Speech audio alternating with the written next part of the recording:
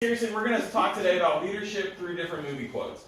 And specifically, we're going to break down what a leader does or what a leader's job is. And we're going to focus on exactly how can we see these in these movie quotes and how can we apply these different job characteristics of a leader, either in your club, in your life as a whole, and then possibly how to take a presentation like this and bring it to your 4-H club back home. Ta-da! That's me. That's where I work. That's more specifically where I work.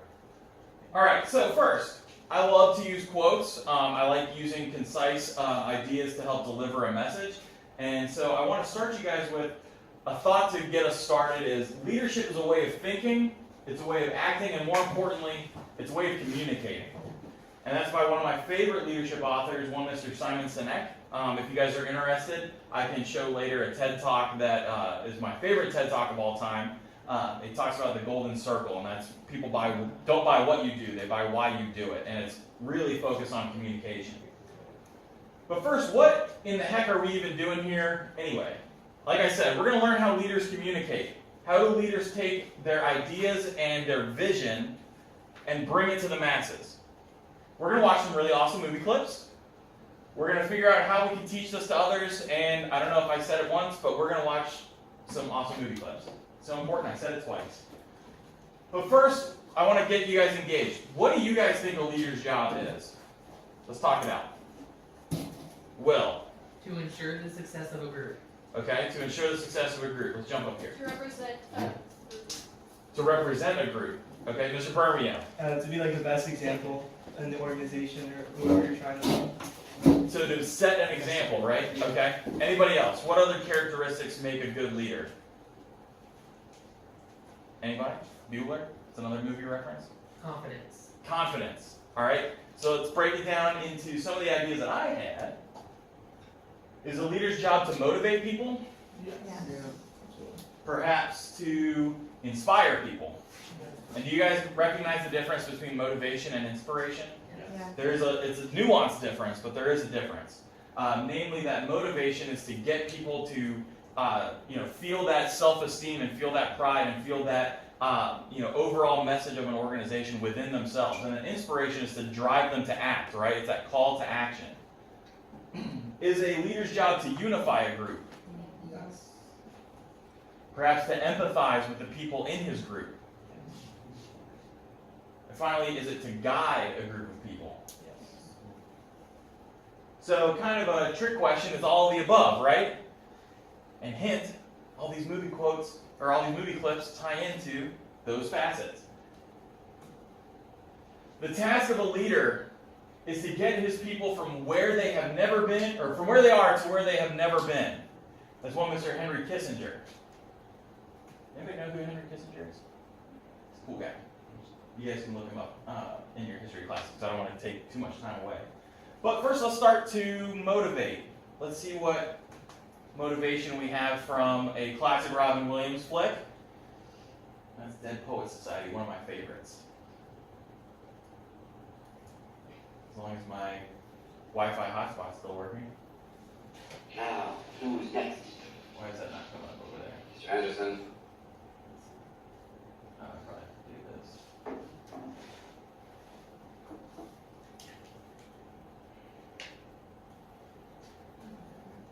These old computers.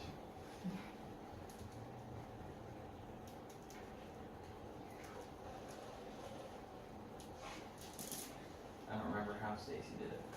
I think she pulled it up directly from YouTube. Yeah. I'm gonna have to do this, that. Nope. There we go. There. Hooray!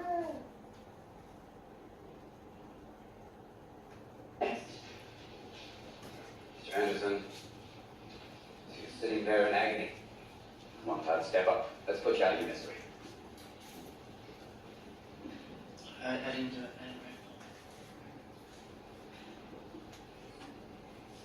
Mr. Anderson thinks everything inside of him is worthless and embarrassing. Is that right, Todd?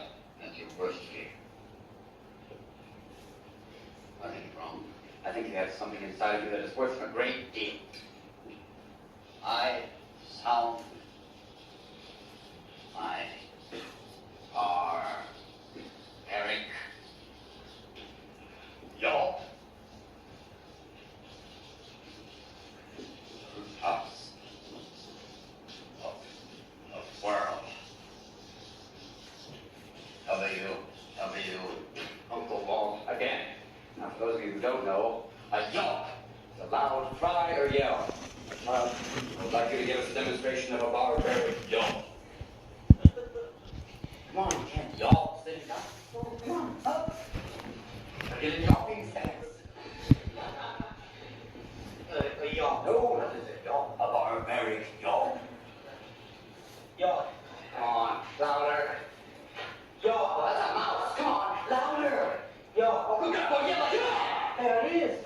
You see, you're a barbarian in you after all. Now, you don't get away that easy.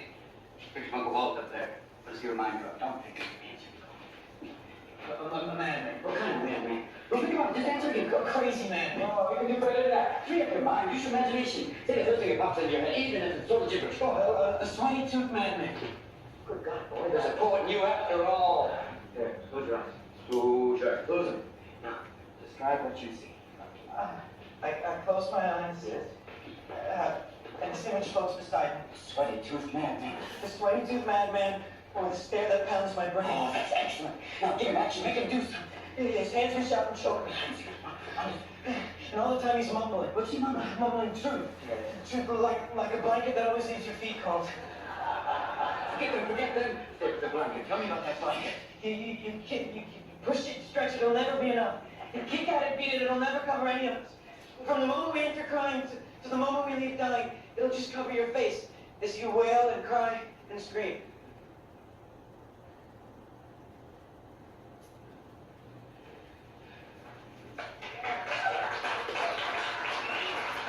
Forget this. Oh, I love that movie. All right, so before we move on to the actual leadership idea behind that movie scene, I want to, if I can get this to work, there it is.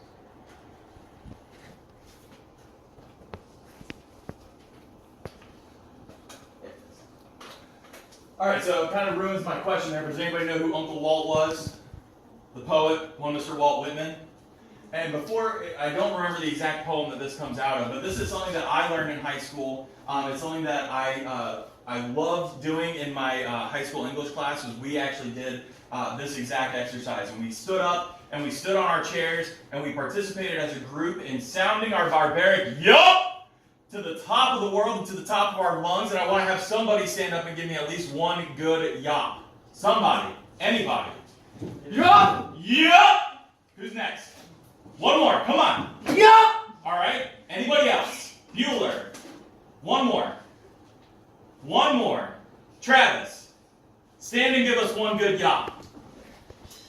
Yup! There we go. All right, that's acceptable.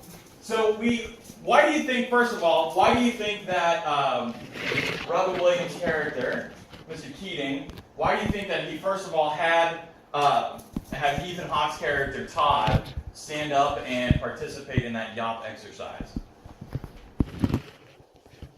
Like to express themselves with confidence and to kind of ignore the opinions of the other people in the room. Exactly. So you think about when you were in high school, or you're still in high school. Think about sitting in your classroom and in a creative works class or in any sort of creative class, you're sitting around surrounded by your peers. And honestly, I don't know if it's the same still in high school, but when I was in high school, the thing that I was most afraid of was judgment by my friends and judgment by the people around me. And in order for me to achieve anything, I had to find some way to just get rid of that thought and get rid of that fear and just step myself forward with confidence. Mr. Keating forces Todd to step forward and be his own man, be his own actor, be his own advocate for his creativity. And he forces him out of that comfort zone. And when he finally forces himself out of that comfort zone and he's standing there and he's spinning around with his eyes closed and forcing him to ignore the world around him and just focus on the creativity that he held within himself, he was able to unleash some level of new wonder or new ideas that he had never found before because he was so focused on the world around him. Mr. Keating led him through that motivation and led him through that. So when we find a way to let go of the judgment and let go of the ideas of the world around us, our true form as a leader can really come forward, right? Anyone relate to that? Anyone kind of know what I'm talking about? Anybody else see anything? I want to get your guys' perspective of that scene before we move on. What else did you see in that scene between Mr. Keating and Todd? There's really no right answer. I just want to hear what you guys think. Everyone else on the outside was laughing at them while they were doing that little. So while they're doing the exercise, the world around them, they're laughing at him, right? They're expressing their either they found the situation amusing, which admittedly it was, or perhaps there's a little bit of that relief that they're not the ones on the spot, they're not the ones being called forward. Perhaps there's also the idea that to be a leader, to step forward and to be the one and the only one in charge and the only one who the focus and the spotlight is on, it's hard. It's really, really hard. And one of the easiest ways to express relief that you're not the one in there is to laugh or to focus on how much easier we have at sitting in the background and sitting on the sidelines. But it's the ones who take that step forward that find a way to shine and find a way to have, to survive under the spotlight and to make the world a better place because of the way that they motivate other people. Mr. Keating, if you guys go back and watch this movie, which I highly, highly recommend that you do, Mr. Keating changes the students in his classroom, he changes their lives, and he forces them to find a way to change the world around them, and it's fantastic. So let's move on.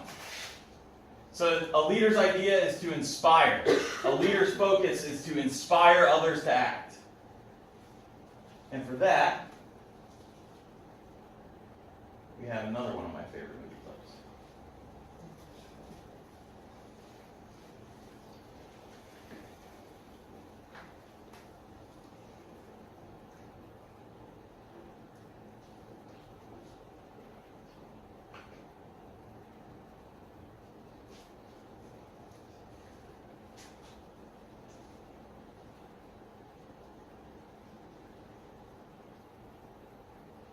Great moments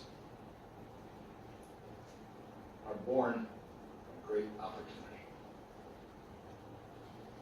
And that's what you have here tonight. That's what you've earned here tonight.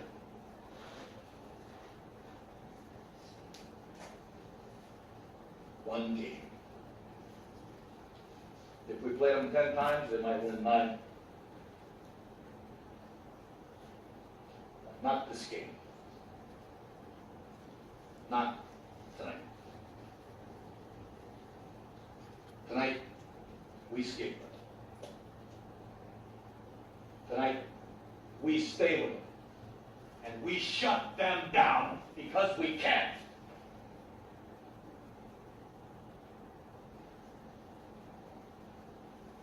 Tonight, we are the greatest hockey team.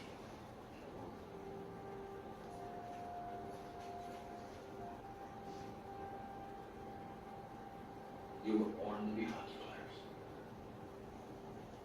Every one of you. You were meant to be here tonight.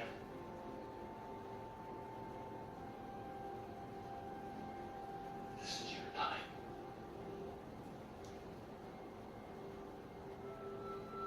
Their time is done. It's over. I'm sick and tired of hearing about what a great hockey team the Soviets had. Screw them. This is your time. Now go out there and take it. Oh, the movie still gives me chills. I've seen it probably a dozen times. No exaggeration. So before we talk about that particular leadership aspect, does anybody know what that movie's about? So, the American hockey team, which was a bunch of like rookies and like guys like straight out of college, or not even, were going to the Olympics back in the 1980. 1980s. And so they came in as like a wild card, and nobody was expecting anything from them. They were like supposed to suck, and suddenly they started winning. And they're currently in that scene. They're going up against the Russians, the Soviets. And so the Soviets had dominated the hockey scene for years and years and years. And so they were the complete underdogs, and everybody was expecting the game to be a total like wipe out with the Americans. And so we beat them 5-3. yeah. And he's absolutely right, by the way. These are college students, 21, 22 years old, going up against Russian professional hockey players that have, as he said, they dominated the hockey scene for 20 plus years. And they come in as complete upstarts, and they upset the greatest hockey team that the world had ever seen. I mean, this is a Russian hockey team that in the 1976 or 1978 NHL All-Star game, they did the best players that the NHL could offer, the best professionals versus that one Russian team, and the Russians beat the professionals by like 8-2. It wasn't even close. And these college kids come out and they beat them. But there's so much more that goes on in this story, because at the time in 1980, we're in the heat of the Cold War. We've got a new nuclear superpower, where at the time the United States was the only nuclear superpower that the world had ever seen. And now fast forward 30 years to 1980, and we've got the Soviet Union, who we are having all sorts of culture wars with. We've got the issue in East and West Germany with the Berlin Wall, and we've got this huge world culture war between socialism and capitalism, and we're fighting that. And this hockey game proved to be a miniature microcosm of this major world issue that we were fighting at the time. But what did you see? How did Coach Brooks step up to the plate and inspire these 20-year-old kids to go out and upset the greatest hockey team that the world had ever seen? What did Herb Brooks do? I mean, it seems like he's a real respected coach and all, but he believed in the guys. So I guess they took a lot from the fact that they know the coach had their back and believed that they could do it. All right, I want to talk about that for a second. How much different is the feeling of knowing that that somebody's got your back, that somebody's there for you, that they support you, no matter what the odds are that are stacked against you, no matter what it is that you have, that the odds are just astronomical, but somebody has your back. How does that make you feel? Words, speak. How does it make you feel? Good. Motivated. All right, good. All right, but like Mr. Keating says in Dead Poets Society, good is a great word, but there's better words for good. How do you feel when somebody has your back? How do you feel when you know that somebody is there for you and supports you? How do you feel? Confident. Confident. Worthy. You're worthy of the honor that is bestowed upon you. You're worthy of their trust, right? What else did you see? What else did Coach Brooks do? Inspire. He did inspire them, but how? Like they might beat us 9 times, but we will win that one. Right. He's acknowledging the fact that, look, guys, this is the greatest hockey team that the world has ever seen. 9 out of 10 times, they're going to kick our butts halfway back to the Soviet Union. Not tonight. Not when it matters most. Not when our entire culture of capitalism and this entire nation is looking at us as a symbol. We're going to step to the plate tonight. That inspiration goes miles when you're working with groups. Has anybody here ever had that? Obviously not on the scale of a major international exchange. But has anybody ever had this, get somebody to feel inspired to do something that they ordinarily wouldn't do? Has anybody ever stepped in those shoes? How did it feel? It was, it felt like I really had a good purpose for things. It gives you a purpose as a leader, right? You have a purpose. You have a reason to exist. Your job means something. It's just the greatest feeling in the world to know that you matter as a leader, and the people that need you, it just makes you feel like the most necessary person in the world, and you feel rewarded for your actions. Let's go on to unification. To unify people. Everybody seen this movie? You know exactly what clip I'm using, guys. Yeah, absolutely. Oh yeah. I have that whole speech memorized too.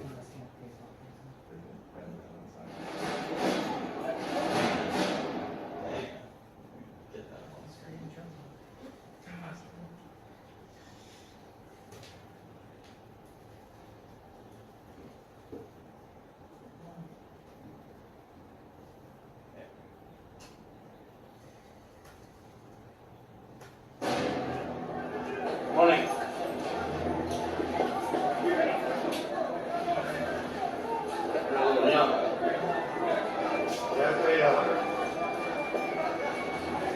look for the mouse.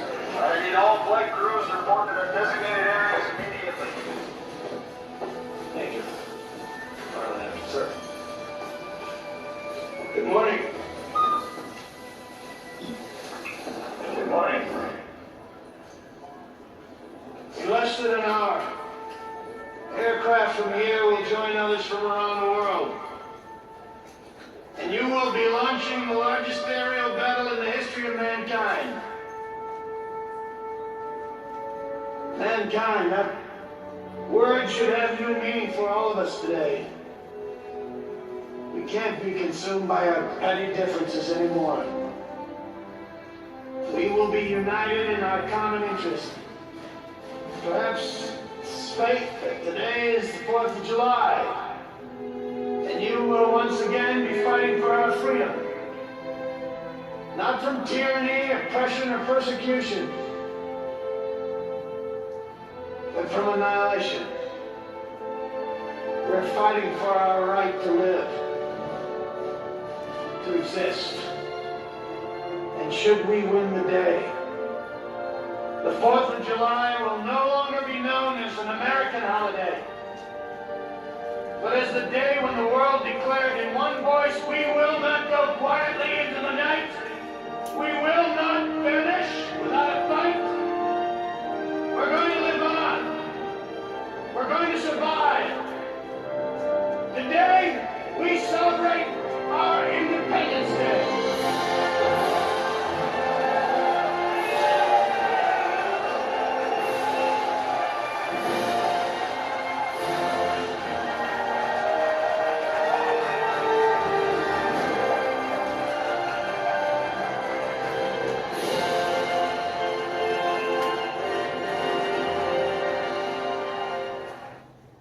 Alright.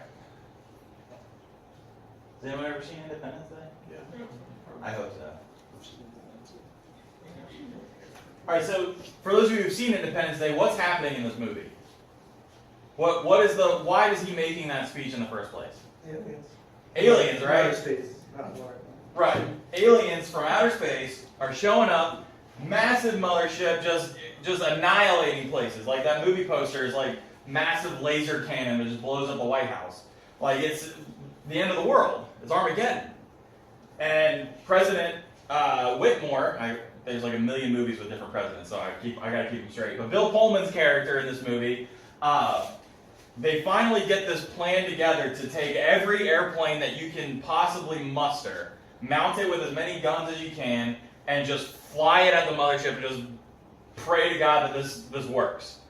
And I mean, Randy Quaid's character there, he's like a crop duster. Like he flew in like Korea, and now he's got his like biplane. It's intense. Like the whole movie is beating the odds against this massive power. But most importantly, let's talk about him unifying this group of people. What phrases did you hear that brought together this idea of unity? We will not go quietly into the night. We will not vanish without a fight. Right? This idea of us together. What else? What did you hear? When he talks about that in a couple of hours, every single plane around the whole world will go up and fight. And also the other part where it's like, the 4th of July will no longer be remembered as just an American holiday, but as the day where the whole world gained its independence. Right, the whole world now gets to celebrate this idea of independence from something that ordinarily would have taken us away. Right? There's one other one that I want you guys to think about. When he says, mankind. Today, this has new meaning, right? Today, this word has new meaning. We don't fight for our borders. We're not fighting for, some flag or some national idea or some oil rights or whatever great interest, we have in our own petty differences. Today, we're fighting for our survival. We are unified against something that wants us gone. And we're focused on that, right? To unify people. To empathize.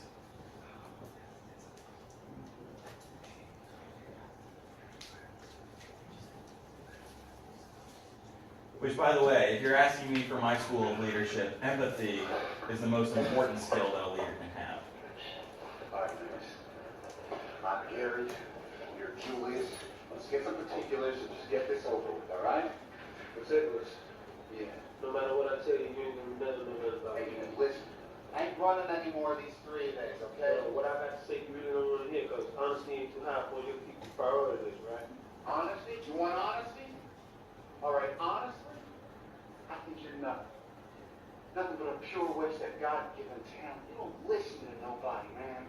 Not even Dr. Boone. Sugar push on the line every time, and you blow right past him. Push him, pull him, do something. You can't run over everybody in this league. Every time you do, you leave one of your teammates hanging out to dry. Me in particular. Why should I give a hoot about you? Huh? Or anybody else out there? You want to talk about ways you captain, right? Right. Captain's supposed to be the leader, right? Right. You got a job? I have a You job. doing your job? I've been doing my job. Then why don't you tell your white buddies to block for Red better? Because they have not blocked for him or for Plug Nickel, and you know it. Nobody plays, yourself included. I'm supposed to wear myself out for the team? What team? No. No, what I'm going to do is, I'm going to look out for myself, and I'm going to get mine. Hey, man. That's the worst attitude I ever heard. Attitude reflect leadership. Captain.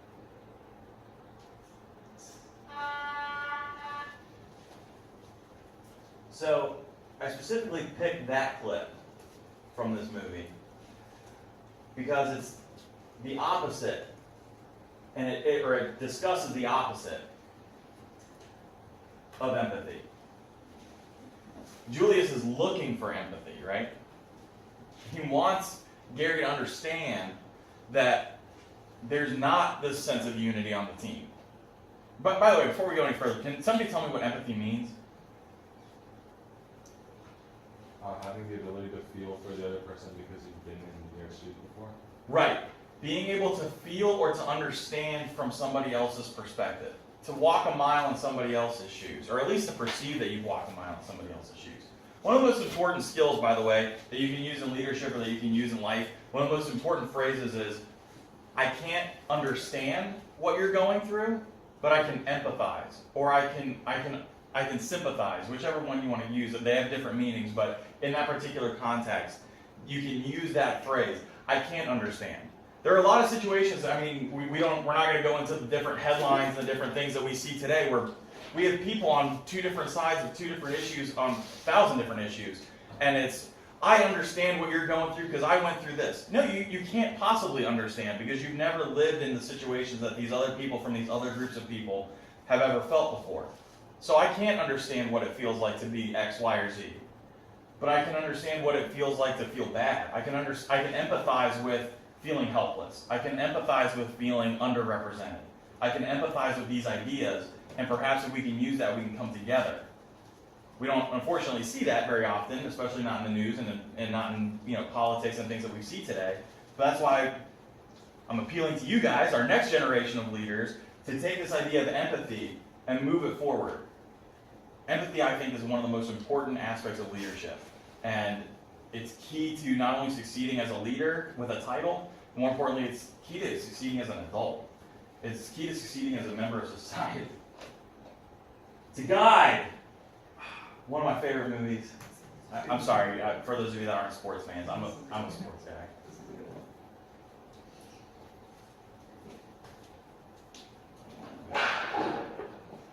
We got a problem, David. No, it's okay. I knew you were routine.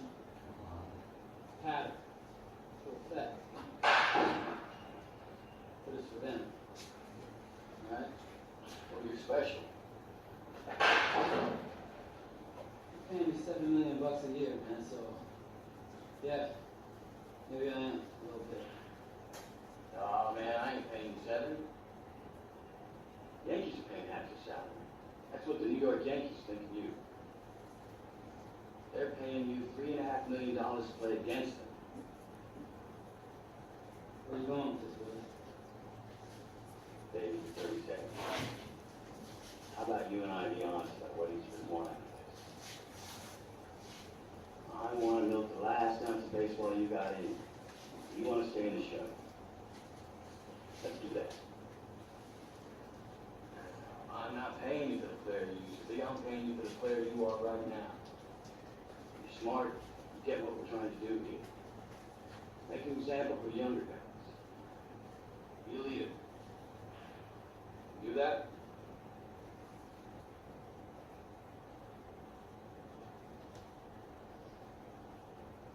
All right.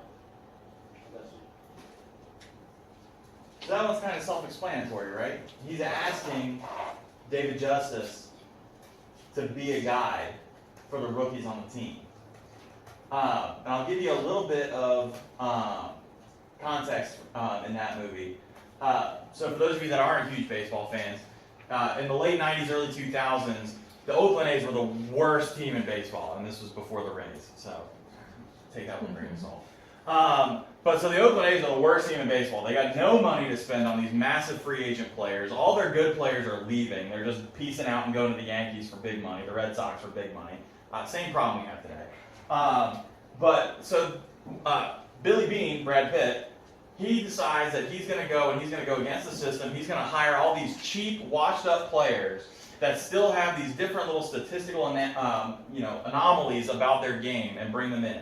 David Justice was one of the biggest baseball players of his time. He was great. But like you said, he's 37 years old now. He got him in a trade from the Yankees, and the Yankees are paying him half his salary to play against them, to play for somebody else. And so David Justice has a little bit of a chip on his shoulder. Billy Beane wants to go to the World Series, so Billy's asking him, come on, can you guide some of these younger guys? Has anybody else ever had somebody who was in charge, or a teacher, a parent, a 4-H leader, come up to you and say, hey, I need you to step up. I need you to be an example. How did you respond? How did you react? What did you do? This front row's been kind of quiet. Have you ever been in that situation? Anybody ever asked you to step up, be an example? Yeah. What did it feel like?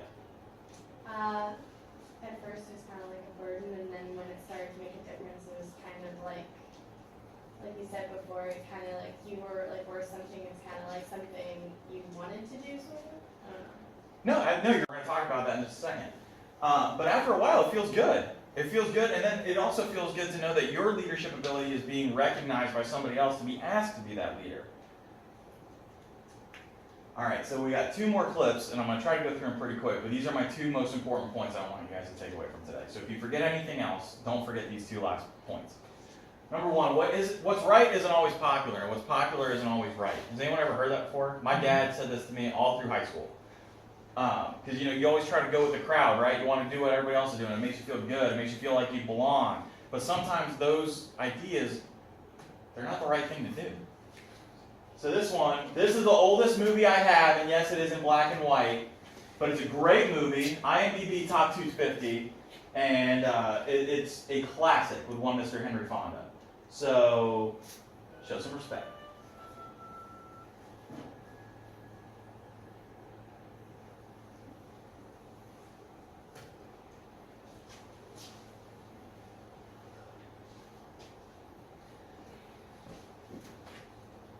His best friend has a girlfriend. Good for him. Pause it. Computer's older than me. Computer's dinosaur. Guilty. Guilty. Guilty. Guilty. Guilty. Guilty. Guilty. Guilty.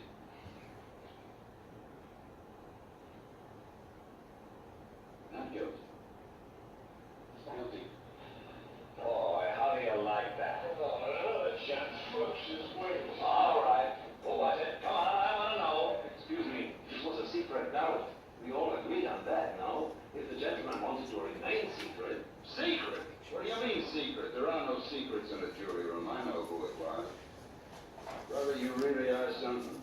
You sit here both guilty like the rest of us, and some golden voice preacher starts tearing your poor heart out about some underprivileged kid just couldn't help becoming a murderer, and you change your vote. If that isn't the most sickening. Why don't you drop a quarter in his collection box? Oh, now just wait a minute. Listen, you can't talk to me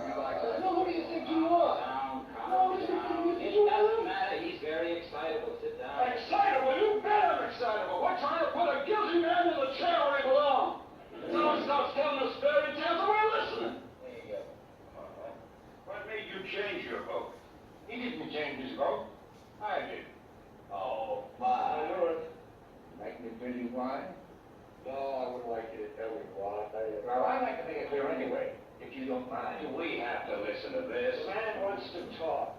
Thank you. This gentleman has been standing alone against us. Now, he doesn't say the boy is not guilty, he just isn't sure. Well, it's not easy to stand alone against the ridicule of others, so he gambled for support. And I gave it to him. I respect his motives. The boy in trial is probably guilty, but I want to hear more. Right now, the vote is 10 to 2. I'm talking here. You have no right to leave this room. Never will. Sit down.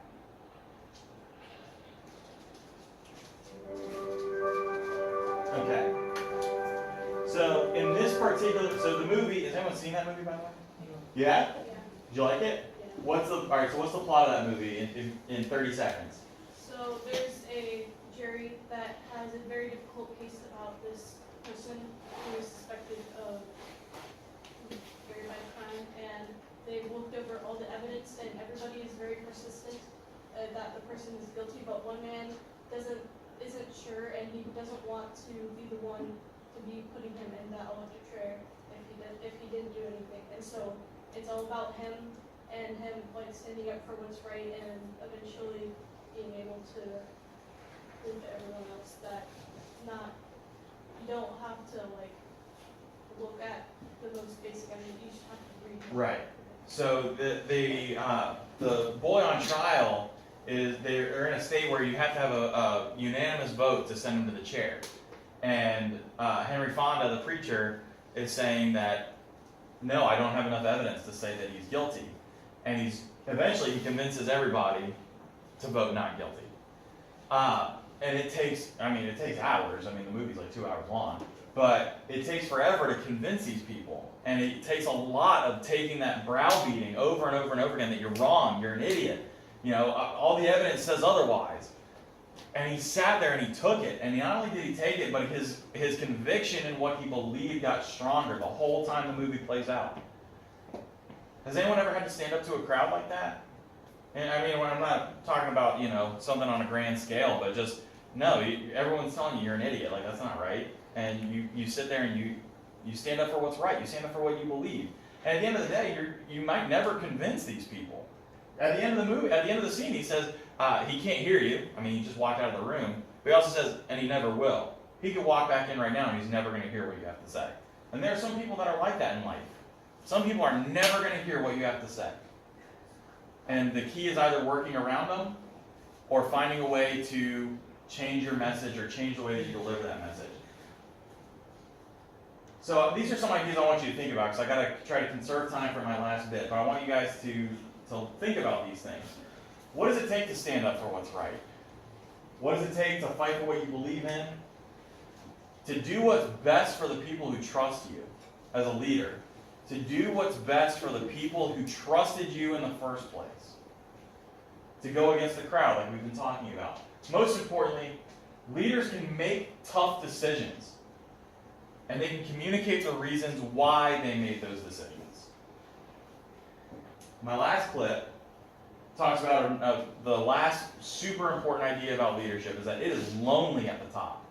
It is lonely as a leader.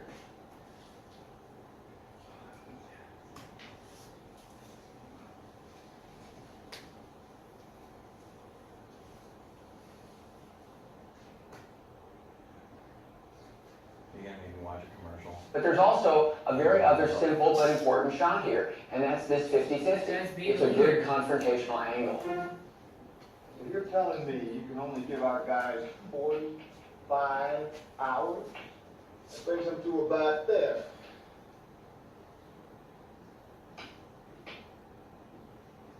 Gentlemen, that's not acceptable. Whoa, guys, hang on a second. Power is everything. Without it, they don't talk to us, they don't correct their trajectory, they don't turn the heat shield around. We gotta turn everything off. Now. They're not gonna make it to re-entry. What do you mean not expected? With everything on, alarm draws 60 amps. At that rate, in 16 hours, the batteries are dead, not 45. And so's the crew. We gotta get them down to 12 amps. You can't run a vacuum cleaner on 12 amps, John. You gotta turn off. You have to turn off the radars, cabin heater, instrument displays, guidance computer, the whole smack. Whoa, guidance computer. What if they need to do another burn? Gee, they won't even know which way to point. The more time we talk down here, the more you stay listening up there. I'm looking at the data for the past hour. That's the deal.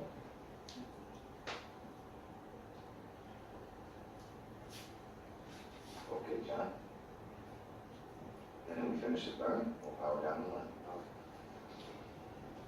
Now, in the meantime, we're gonna have a frozen command module up here. In a couple days, we're gonna have to power it up using nothing but the re-entry batteries. We've been tried before. No, we've never even stimulated it before, Gene. So we're gonna have to figure it out.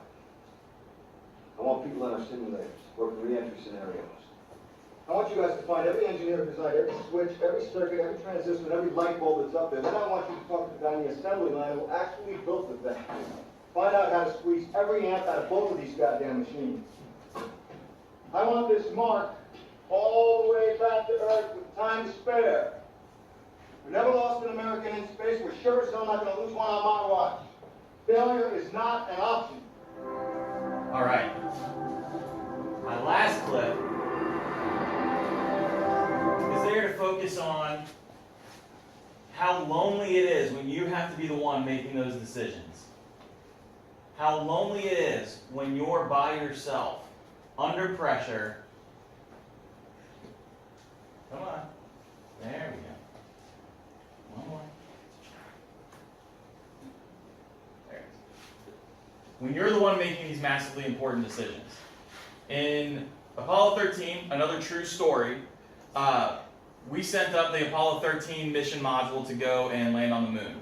Had some technical difficulties, couldn't pull off the landing. Not only could they not pull off the landing, but pretty much everything that could go wrong did go wrong. Murphy's Law. Everything that could go wrong did go wrong. And now they're staring at not having not only enough power not to make it 45 more hours, but barely having enough power to make it another 16. They're in space. They got nothing. And what the scientist is advocating for is shutting down every single piece of equipment that is not necessary for them to live, which includes their heater, which includes their navigation, which includes their power or their fuel boosters, shutting everything down. They're going to fly completely dark in space. It's below freezing, and if his decision is wrong, and the scientist is just giving Gene, the flight commander, information. It's Gene's call. And when Gene says we're powering it down, if this goes wrong, that team of astronauts is going to die. That's it. That's the end of that conversation. If this goes wrong, he loses those people. The entire nation is watching this. This is all happening on national television. This is all happening pretty much at the advent of the 24-hour news cycle. And this is it. If his call is wrong, people lose their lives. And hopefully, you guys have never been in that situation yet, but some of your careers will take you that way. It's your ability, or it's your job as a leader to own that decision. Because if that does go wrong, you have to own that too. And I didn't put it in here, but there's another good quote about leadership, and that's, a good leader takes less than his share of the credit and more than his share of the blame. Because how terrible is it if I was your leader and this class went really well and we all designed it, we all put it together, and then I'm the guy at the front, I'm the figurehead, and I say, we had a great class, and I led this class, I did this whole I word, right? How terrible does that sound, by the way? Like, I'm stealing all the credit from you guys. Look at all of you, all the work you guys put into making this successful, and I'm the one taking the credit. That's garbage, right? That's terrible. And then let's pretend like this entire class, this camp, this weekend went completely belly up. It was a complete disaster. Nobody had a good time. We were freezing. Air conditioning went out, and I was like, well, those kids could not keep the air conditioning working. We told them not to bump it down past 72. They did it anyway. It's not my fault. It's their fault. Are you guys ever going to come back and go to a class under, anything under which I'm in charge? No, and I wouldn't either. That's bad leadership. And that's what I want you guys to take away, is that under pressure, these things get magnified. And you guys have to be able to handle that as leaders. At the end of the day, it is your decision and you must be prepared to stand by it. So that was all fun. Now what, I'm going to kind of limit this discussion because I'm out of time. But you can use this model and you can use these clips, or you guys will probably have 1,000 more movies that are more relatable to your generation. These are my favorite movies. But you can use this as a vehicle to communicate leadership. You can use this as a vehicle to communicate ideas. And if anybody wants to either use this slide, this presentation, or you would like to take this as a template and put in your own movies, or you just want to talk about movies for any particular reason, I love talking about movies, and I love talking about leadership in movies. So if you want help bringing this to your district, your club, your county, whatever, let me know. I've got plenty of business cards. You guys can take it, shoot me an email, and I'll send this over to you. And before we wrap up, does anybody have any questions? I'm a little bit over time, so if you don't, that's cool. But like I said, this stuff is, I go home and I do leadership in movies. So this is my jam. So if anybody wants to talk about this or wants ideas on how to bring this out later, let me know. But other than that, thank you guys. Hope this was a little bit fun. Wait, before you move, when you go to pick up your chairs, if you could fold them and either put them over here or there's a spot on that wall right there on the left, Will, it's to your right. That would be great. Thanks, guys.